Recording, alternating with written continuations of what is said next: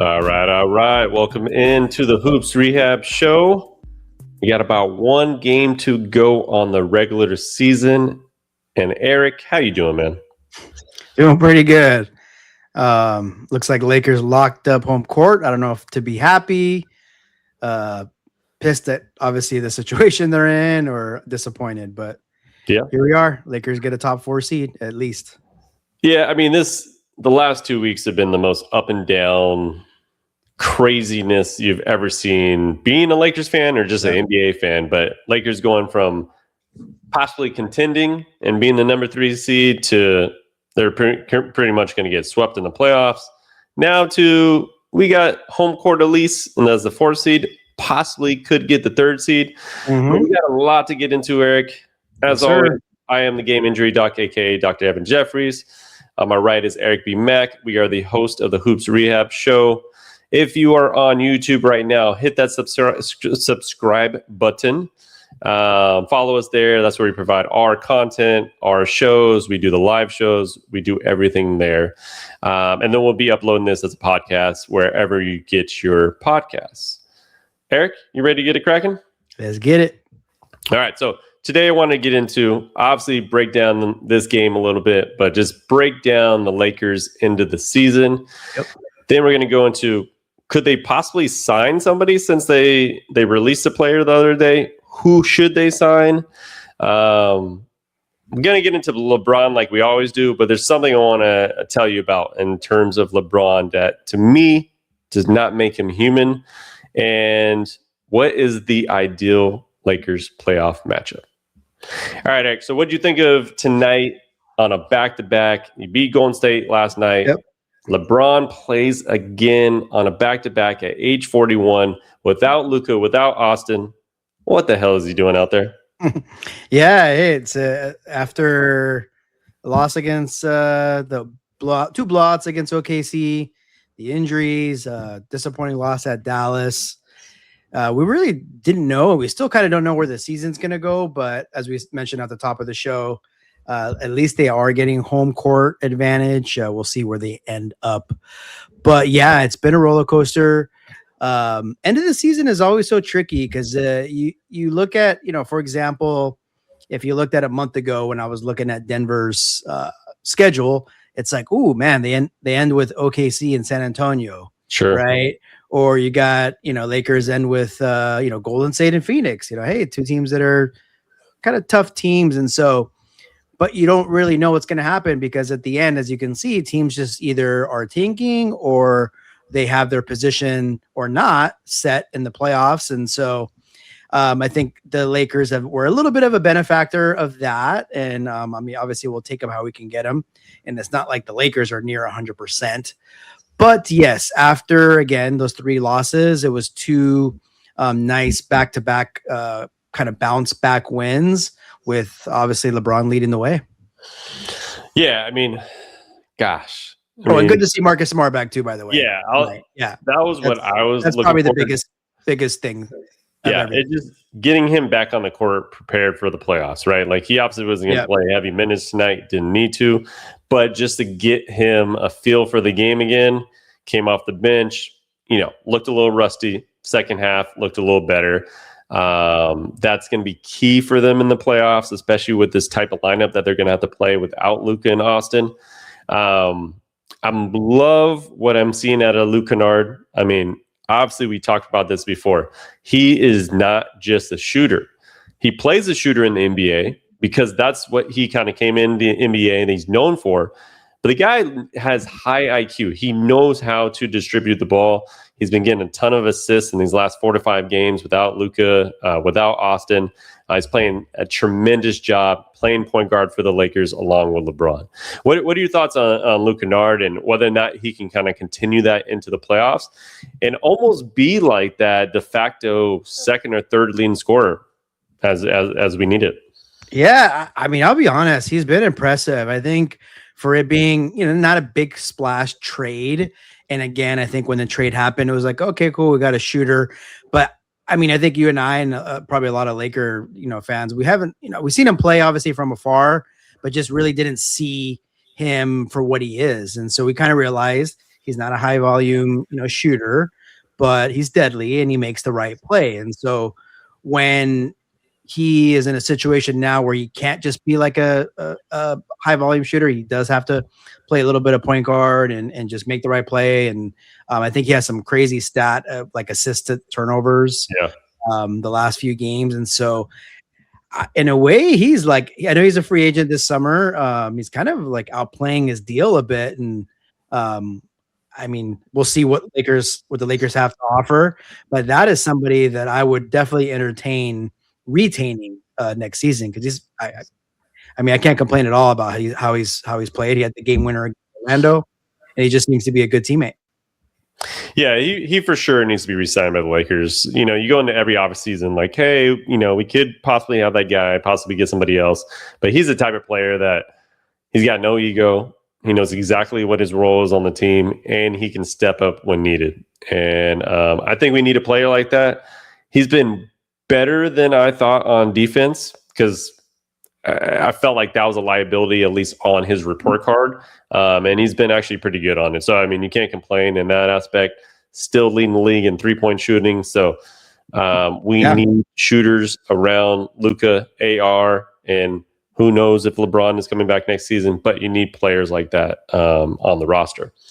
Now, the rest of the guys, have been Rui, I feel like, has been stepping up, kind of filling in, especially in Golden State. He had a really good game.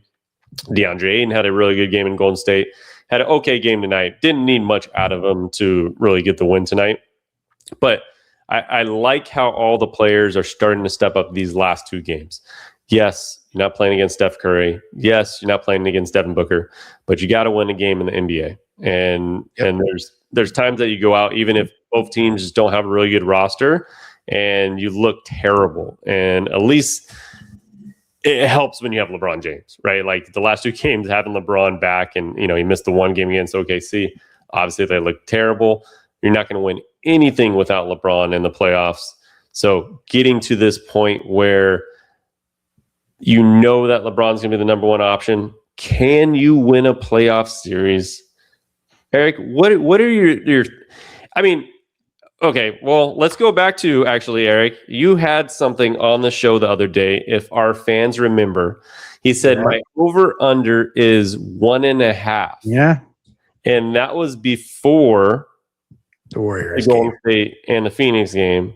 And you said you're going to take the under, Eric. Yep.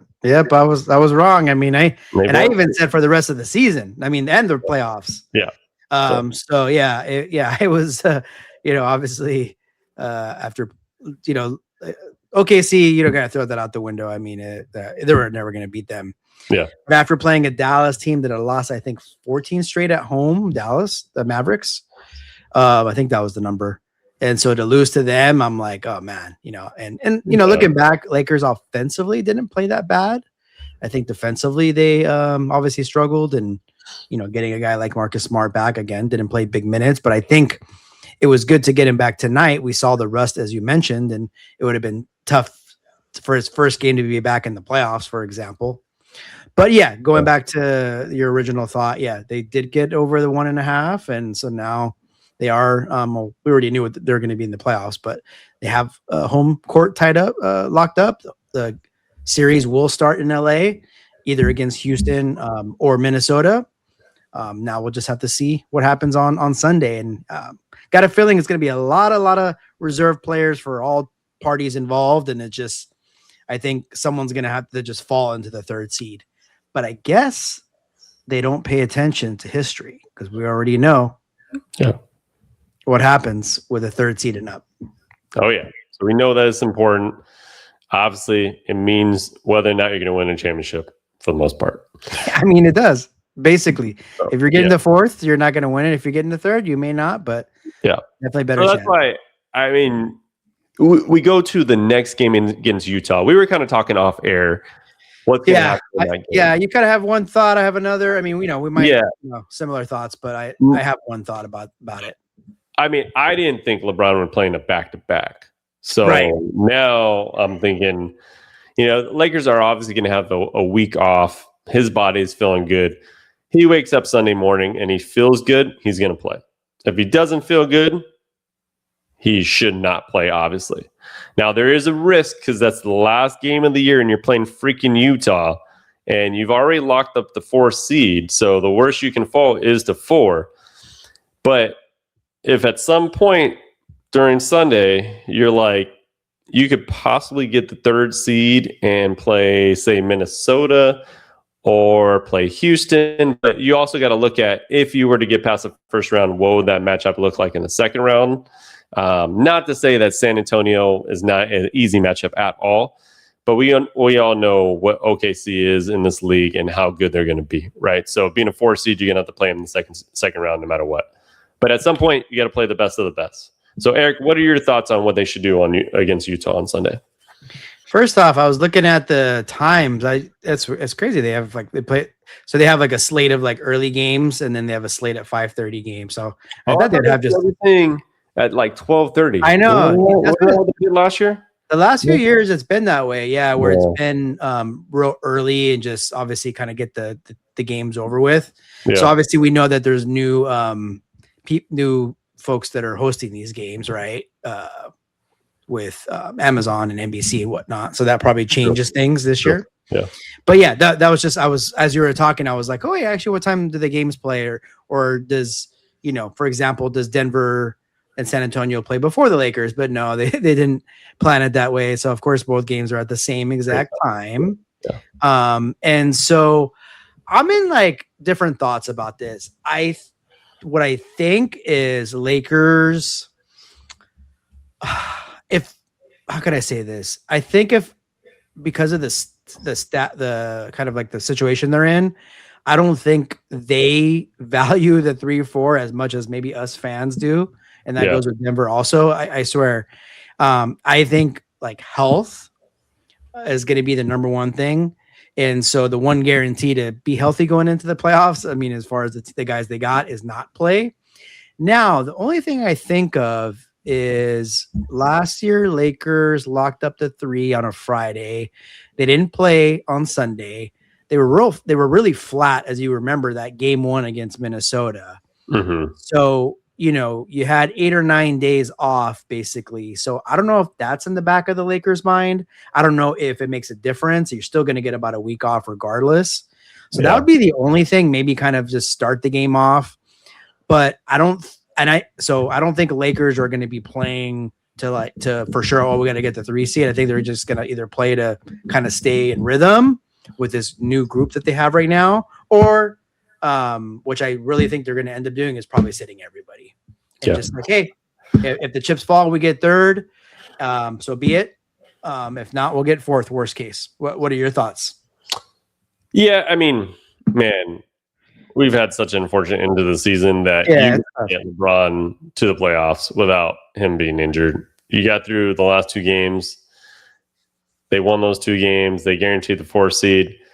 I'm starting to lean towards him not playing. Mm-hmm. We talk about injuries all the time. Obviously, I'm a physical therapist. This is an injury-based show, along with all the stuff we talk about the NBA. Yep. I'm probably going to now lean towards you rest his ass so we can at least have him for the playoffs. Otherwise, if you were to lose, if something were to happen to LeBron James, playing turns an ankle or whatever, JJ Redick might be fired in the offseason, even how well on Monday. Like, that's how bad the Lakers fans would be. The Lakers fans would probably lose their minds, right? Yeah. So I guess if you're trying to look at it that way, it might be a better idea to kind of at least rest him. Some people have to play no matter what because they don't have a lot of players.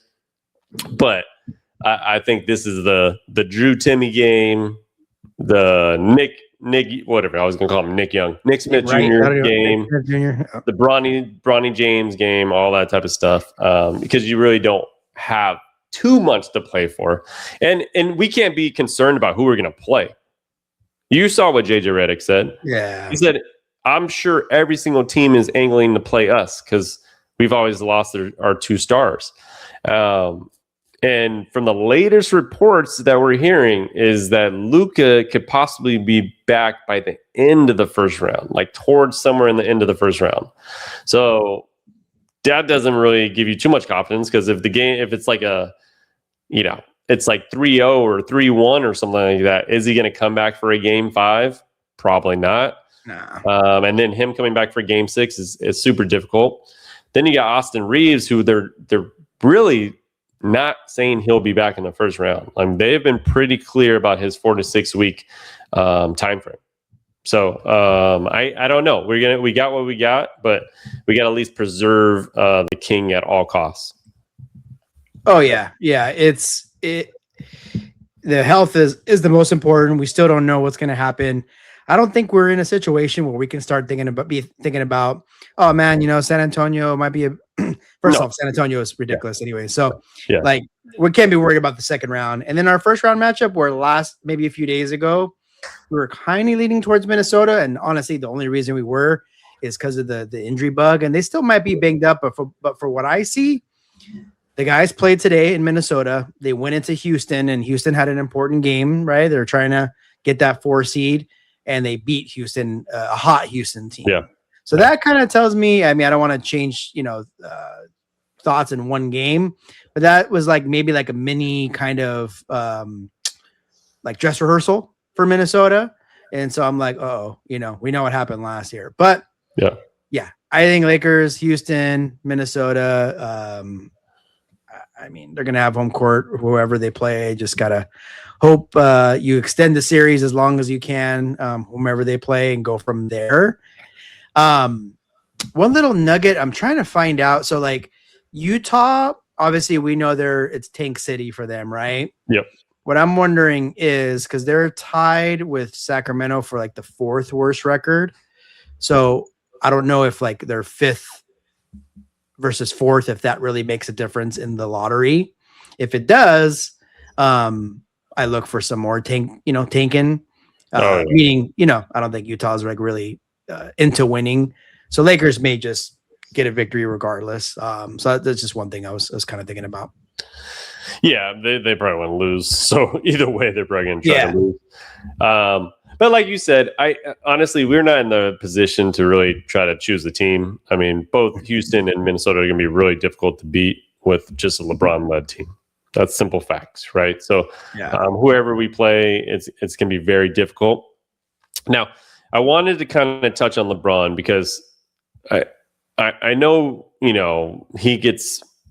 everybody gets a lot of hate, right, in Lakers land. He gets a lot of hate in the NBA circle for no reason, right, to be honest. But it just proves the fact that he's such a big name and he's been the face of the league for so long.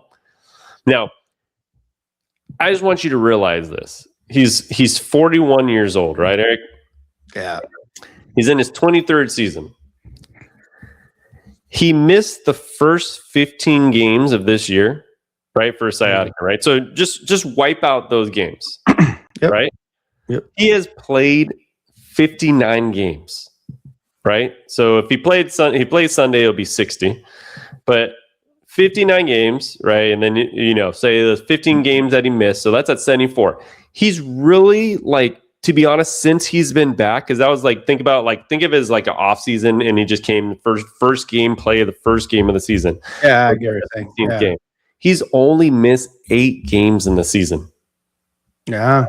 Think about it in that way, right? You can count the 15 in the beginning, but that is just, to me, is so impressive. And then the next thing is he played more than Austin Reeves played.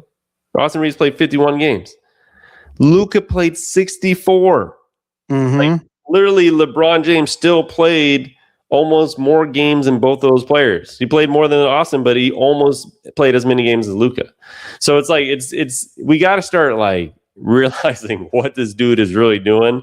I know we say it every year, we go through our rants about how he needs to be somewhere else. We don't want him on the team, or there's a lot of people that are in that camp. But dude has sacrificed for this team. He's decided to be the third option, right? I think he decided on his own and talks with JJ. Now he's thrusted back into the number one option, and he's delivering on a back-to-back 28 and 12 in a game they needed to win. To me, I don't think that's real. He's not human. What are your thoughts on LeBron? Yeah, he was only out, I guess, obviously the beginning, and then just that little stretch where there was a lot of noise around like, hey, Lakers are better with Luka and Austin. That Austin was a few games there, kind of towards the endish of the season, and then when he got back, they were just rolling in March. And so I think obviously things have totally turned, but the way it was in March and the way it was kind of he was positioning himself in the team, I think it was like just a perfect situation for him. I mean, we know like he's not going to be able to carry a team being the number one guy through a long season, through a long playoffs. And so we always figured there was probably a time where he would have to take a semi back seat. But the thing is, like, his back seat is different from others where he could still put his fingerprints all over a game. If some guy's out, he can still, like you said, get you 28-12 or whatever, right? And so I think the frustration from a lot of obviously Laker faithful is yes, we got the championship, but I think like every other season before last has really been a disappointment. Other than, of course, it did go on a conference finals run that totally fizzled out. So I think like people were just kind of upset that they signed or they drafted Bronny, right? Like he was kind of had the Lakers like in the palm of his hand, and I don't think fans like that because the team wasn't really progressing and it was the same crap every year playing, right? And so I think that got old for people, and now I'm sure people are still saying things, but I've kind of turned a leaf myself. Like I was kind of ready for this to be his last season, and I still might be ready. We'll see what happens, but if we can kind of get this LeBron, as you said, 59 to 62 games next year, maybe 65, 60, 65. Yeah. I mean, hey, like he doesn't do things on the court that hurt you. Obviously, like we know that in a long season, he's probably not going to be like the best defensively. But again, like we talked about earlier, if he's a third option, he's not expanding so much energy on offense. Maybe we will see a little bit better of a consistent defensive performance from him. Right now, we'll see because he's the number one guy. So he's back to that. Yeah, I mean, he's been great. I mean, I don't know what else to say other than that. Can you imagine if he leads the Lakers in the first round all by himself against KD or against Ant and Julius Randle, all those guys there, and he gets them to the second round, all on his backs, and then you get Luka and Austin Reeves back, and then you got this team playing like OKC, and somehow they get past, and then obviously story goes from there. I mean, like I told you before, him just switching to the third option, if they were to find a way to make it work, which they did, and they get to the finals and somehow win it, he would increase his legacy to the absolute GOAT. Like there would be, to me, it'd be no debate. Like I know we still have the old school heads with Jordan 6, and I'm still old school head. I still think Jordan's GOAT. He won 6, never lost the finals, all that good stuff, right? Yeah. But then you just have to put the totality of his career, 23 seasons, 41 years old, still doing what he's doing, and they win a chip or something like that. I mean, that would go down as, I mean, to me, that would solidify everything. And honestly, I would think he would just either retire right on the spot, because that would be like one of those where, like, do you even come back and try to defend the title? Because, I mean, you can, but like it would be like, how do you just go out on top? Which would be cool.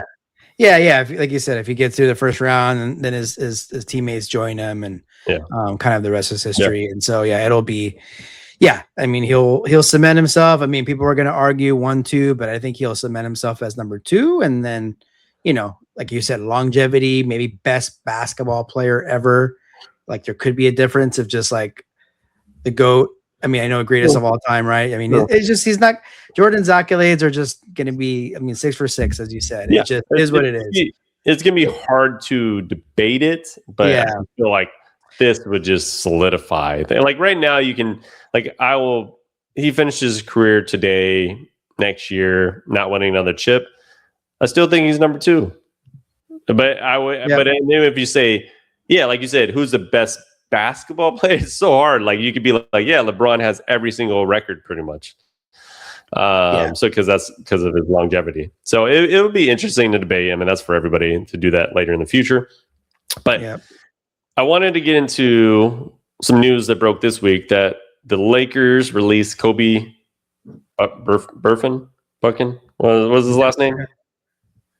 Bucket. Oh, I guess I just had it up. That tells you how much. Anyways, they released him, and in order to potentially sign somebody for the playoffs, which obviously they need depth without Luka and Austin Reeves. So I was putting a poll. Kobe Buffkin. Yeah, I was like, how do you say it? Buffin or Buffkin? So I put a little poll here. I want everybody to kind of see who should the Lakers sign for the playoffs. And we put a couple options, and we got a couple other options as well. There's CP3 unretire and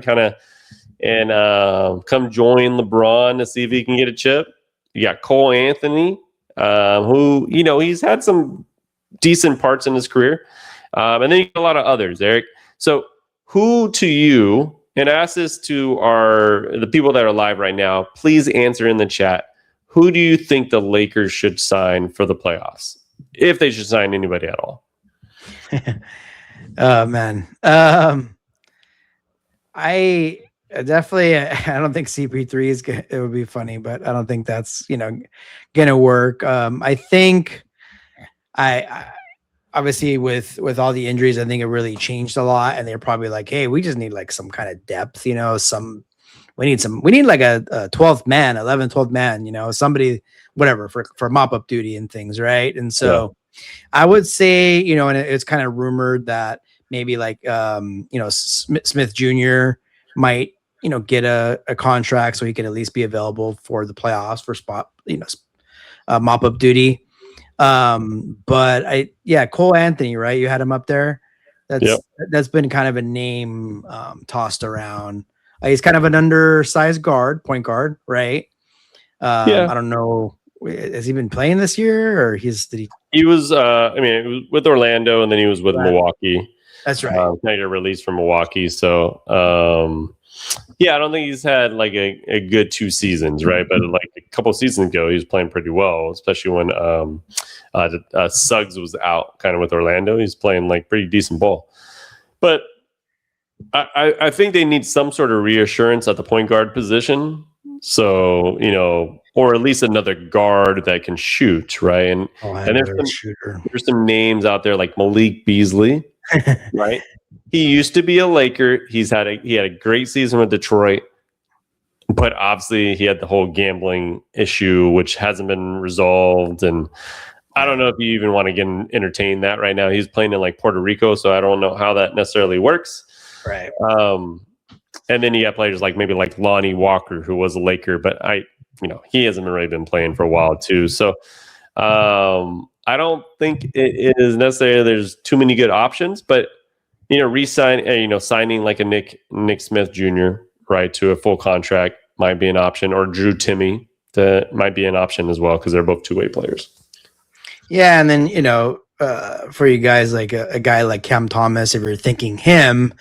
He unfortunately wouldn't be playoff eligible. He was picked up by Milwaukee after being bought out or waived by the Nets. And so since Milwaukee waived him after March 1st, I want to say, he's no longer eligible for the season. So if you were thinking him, that would be the main problem there. But I think it's going to be probably like re-signing one of their guys will be like the favorites, right? Because those are guys that have been with the team all year, kind of, have a little bit of a pulse check of what's going on there. Unless somebody that we're not thinking of falls on their lap. I mean, I don't think there's any 3-and-D guy out there that we're like, oh man, Lonnie Walker, did he have a nice playoff moments with us a few years ago? Yes. Yeah. Lonnie Walker IV, but maybe he can be kind of a microwave type player to come in and just hit some buckets, but I doubt it. It's going to be most likely one of the two guys. Yeah, and if there was somebody out there, they would have already signed them, or this player would have been picked up by somebody, right? So I think there might be some people to add, just because you're going to need some depth, right? If you don't have the two-way players, you're going to need another player on your bench. So I think they have to sign somebody. I think the CP3 thing is just interesting. I mean, I don't know if you want to ruin your chemistry completely because we kind of saw what happened this season. But I think, him and LeBron would obviously work and things like that. And it might be, hey, can you get a couple minutes out of him? But I just don't think that's realistic. Yeah. You know what? Like looking back, if it was February or whatever, and we knew what was going to be happening with the Lakers towards the end of the season, I think it would have made sense to get him. I didn't think it made sense to get him with like the nucleus they had before because he wasn't really going to be a fit. Sure. But if we would have had him the last month and, obviously, we know what kind of player he, can be in spots. I think that's a different story. But to pick him up with 2 games left or 1 game now left in the season, and he wouldn't even play on Sunday, probably, right? Yeah, so, exactly. So it's just and especially because he's like retiring and all that. But I think for anybody that they pick up, other than the re-signing the guys they have, would just be probably like unlikely, but it obviously does raise eyebrows when Bufkin got waived. Yeah. And I think things changed because of all the injuries. If we didn't have all the injuries, they probably wouldn't have waived them, but here we are. Yeah, definitely. All right, Eric. So we're getting to our last segment. We got to talk about the Lakers playoff matchup. Yeah. And for you, Eric, who do you want to play? I need one team out of the 2 potential, probably. I guess I kind of hinted at it earlier, but I'm going to stick with Houston. Not to say one's going to be harder than the other, but I still think Houston is kind of they got some guys, obviously, Durant and the center there, Sengun, right? Yeah. So they got some guys, but I feel like Lakers need to be in a game where maybe it's kind of like mucked up a little bit, not, and maybe they can squeeze out a couple wins there.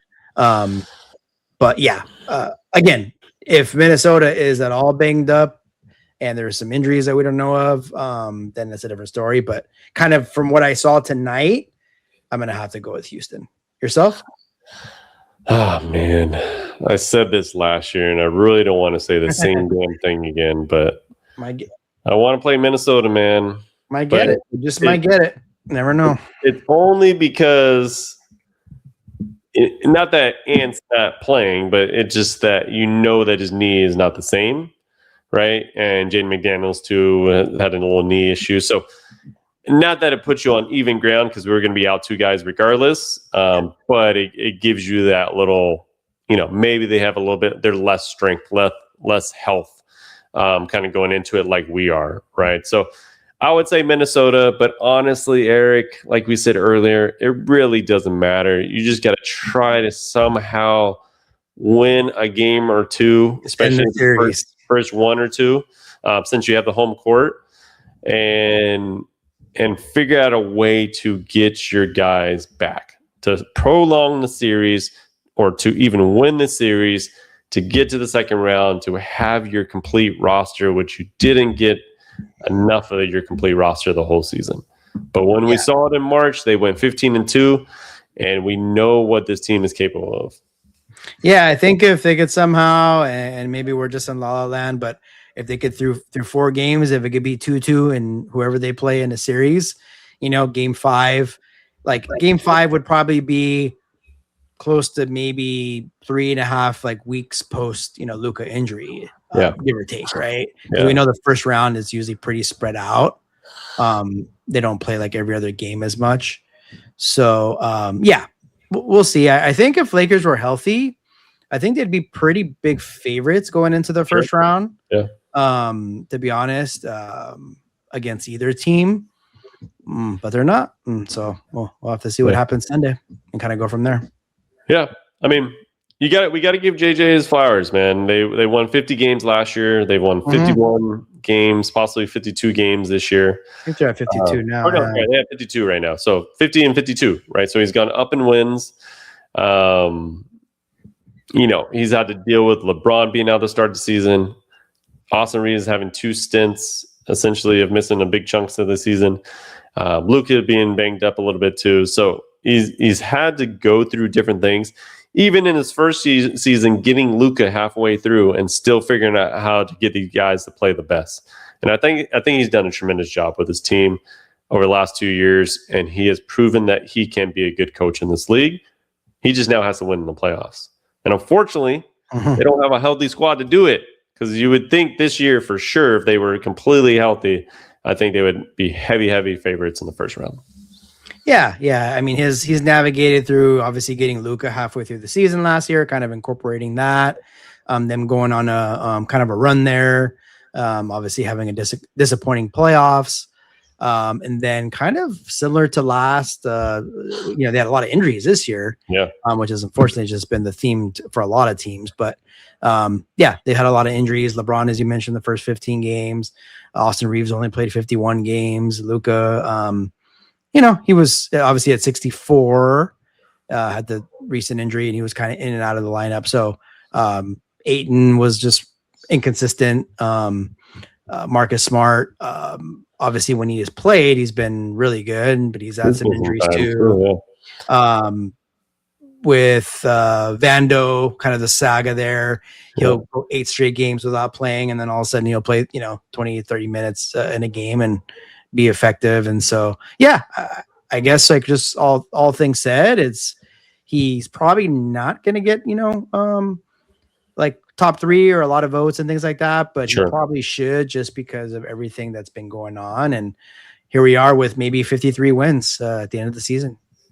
Yeah, I mean, he's doing a hell of a job. I think if he can somehow devise a way to win this first round, that would speak volumes of how well he is, not only just respected by his team. Like, I feel like he will hold everybody accountable. And you've seen Luka and him kind of go at it. You've seen Vando and him constantly go at it. But they still come back and play for him hard, right? Like, Vando's been a professional. He's sat out 8 games and come back and played, right? So I think you have a level of understanding that he's a hard-nosed coach, and I think that bodes well for this type of team and hopefully for the playoffs. Yeah, they're gonna. I mean, we know that they're gonna have to come up with some kind of like schematic kind of plan defensively, and it's gonna be like a coach may win a series with the Lakers first round. Like that's how important it is. Definitely. So he was out coached a little bit in over his head last season, if you remember, but maybe hopefully with that experience, obviously not dealt a great hand this year, but hopefully they'll come up with something to at least make the series interesting. And once it is interesting and it goes deep into the round, like 6-7 games, anything can happen. For sure. All right. So next week we got play-in tournament, right? So we're going to have some guest shows that week. We're also going to have a special guest on next week that you guys will love. And then we'll be ready to go. We're going to be having live shows throughout the whole playoffs. You guys are going to see a lot of us during the playoffs. So be ready, Eric. And we'll be obviously keeping everybody updated on all the injuries in the NBA, and especially with the Lakers, Luka updates, Austin Reeves updates, and see what the Lakers can do in this first round here. But until then, Eric, we will see you all soon. The Hoops Re-Up team is out. Peace out, guys. Peace out, everyone.